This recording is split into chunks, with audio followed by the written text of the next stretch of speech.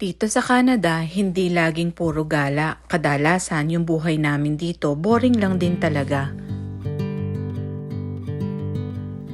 Hello everyone! Welcome back to another vlog at ngayon nga ay isi-share ko naman sa inyo ang aking boring na buhay dito sa Canada. At syempre bilang nanay, ano pa ba naman ang role natin kundi ipagluto at pagsilbihan ng ating pamilya?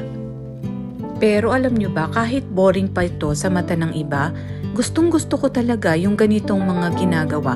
Alam nyo kasi dati, 2 to 3 jobs ako, tapos very career-oriented ako. Talagang nauubos yung oras ko sa business, sa career, sa trabaho. Alam mo yon? Oo, maluwag talaga sa pera nun. Kasi syempre, 3 ba naman ang trabaho mo, diba? Tas simple lang din naman yung buhay namin nun.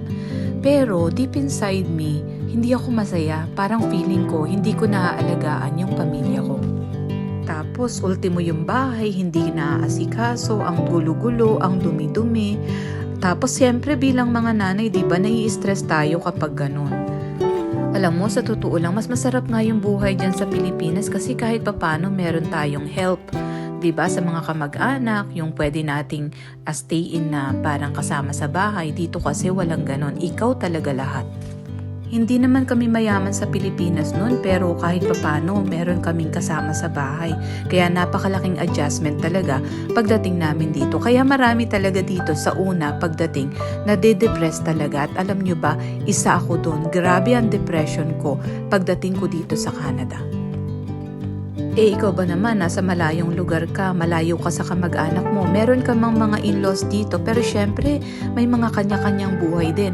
Alam nyo ba dito, kahit magkakasama, bihira lang ding magkita-kita kasi pare-pareho talagang busy rin sa trabaho.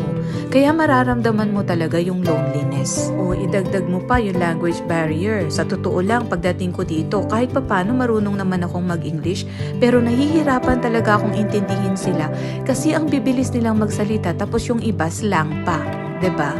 Kaya talaga kahit yung self-esteem ko noon nabawasan talaga.